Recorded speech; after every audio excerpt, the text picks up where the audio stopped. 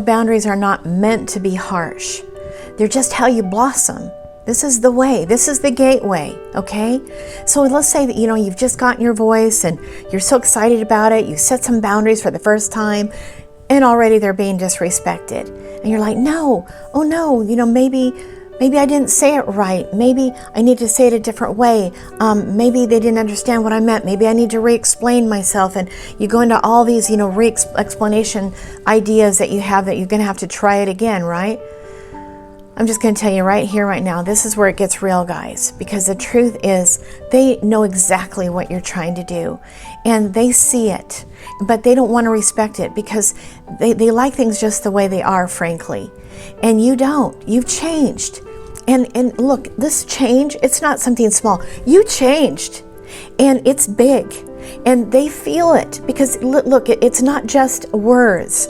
It's a vibration that's going out. They're feeling this vibration. You maybe even went out and you got your nails done for the first time, like I did when I was 45. For the first time, I got my nails done and I got a new outfit. And I just started feeling better about myself. You've made a big leap, a big quantum leap, a vibrational, magnetic leap. And other people who have been used to you being in a different vibe with them and taking care of their needs and fixing everything for them, and you're easy and you're simple and you're easy to get along with, and you can be controlled, and whatever they need, you're there for them, and you're all about them or whatever in each situation in your life. Well, that's how they like it. And you're asking them to change, essentially. You're disrupting the whole dynamic of the relationship, no matter if it's work or home or your siblings or what. You're changing everything. And they don't like it. They want to put you back in your place, back in your shell. And it doesn't feel good for you because you're like, yes, I'm so excited. I've changed. I'm never going to allow this again. And then now you're dealing with them doing what they do now, which is push back and hard sometimes, harsh, because they just want to get you back in your place. And if you know about the codependent cycle in a family of codependence or in a workplace of codependence, everyone has their way that they do this dysfunctional thing. They have their job. If you read up on it, you'll find out about it. And you're one of the wheels. You're one of the wheels in the cog in the wheel. Sorry. And so when you step out of line, then the wheel doesn't work right, see? And you're not in alignment. And they don't want that. They want things to go back the way they were. So your job now is that you have to choose, basically. You have to say, I'm going to blossom because I'm going to believe what Angela says, that everything is going to get really good from here on out if I'll just stick to this.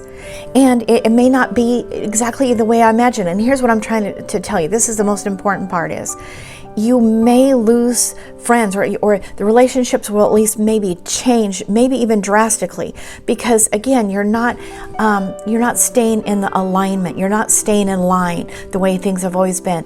And you're asking them to step up. You're asking them to respect you.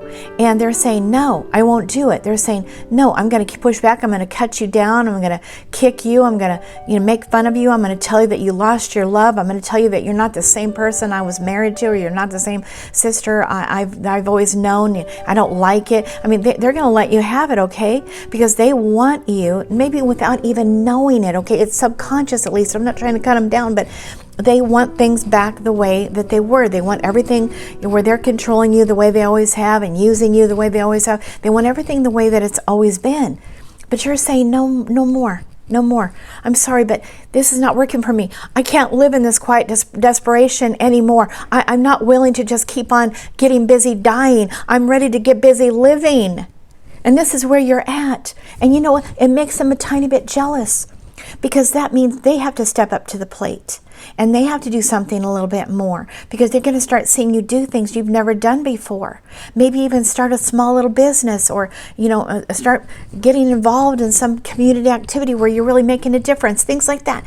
They don't like it because they have to now change a little bit. They have to start respecting you, which maybe puts you right in line with them, that you're equals, for example, that you're not lesser. No, and you're tired of that because you've been pushed down. Look, you know what? I've had situations where my husband, I've told the story before, but he said, Angie, where would you like to go to eat tonight? Well, wow. Huh, what do I want?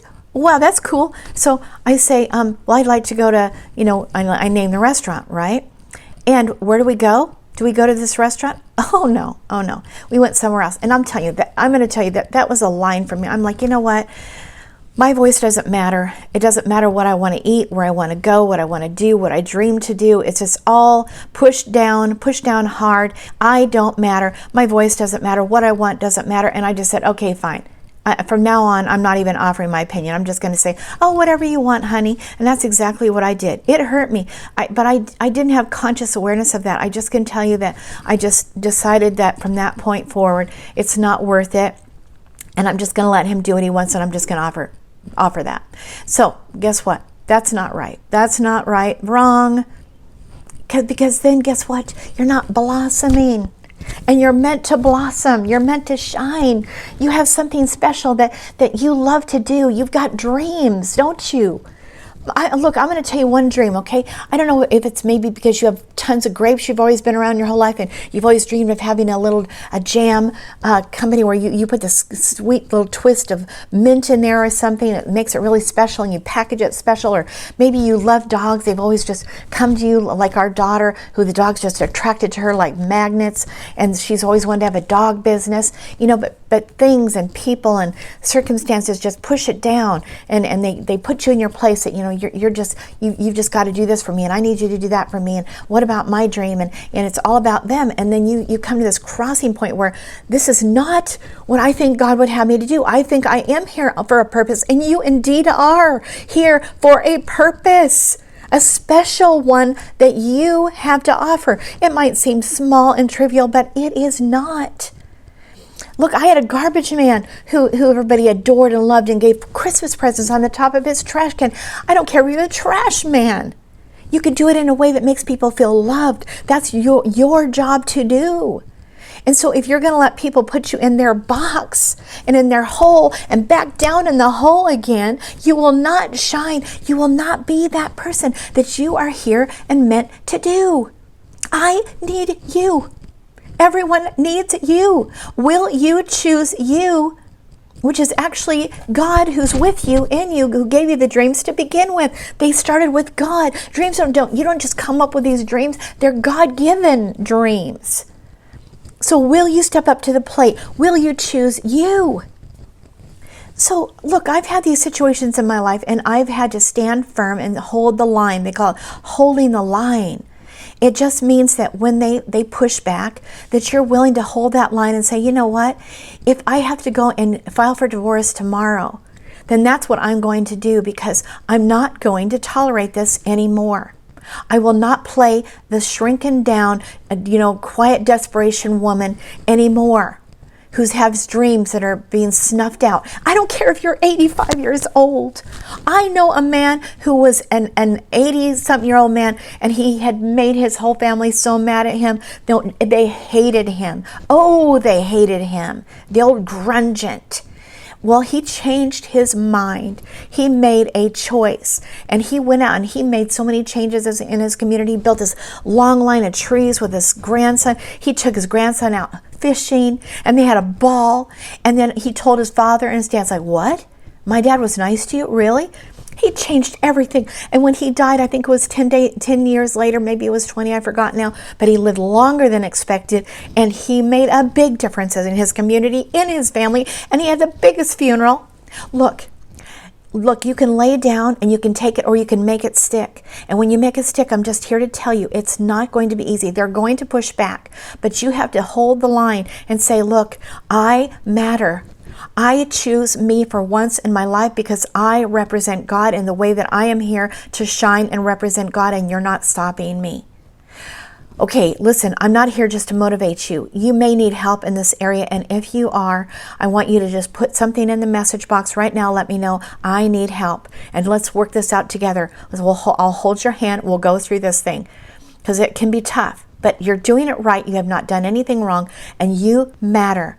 And you are going to blossom if you just hang in there. And you're going to do all the crazy, amazing things you've always wanted to do. Like, I've done an album. I've written books. My husband respects me. This is worth it. I love you. I got to sign off, guys. This is Angela. Look, wounded women are rising. Yes.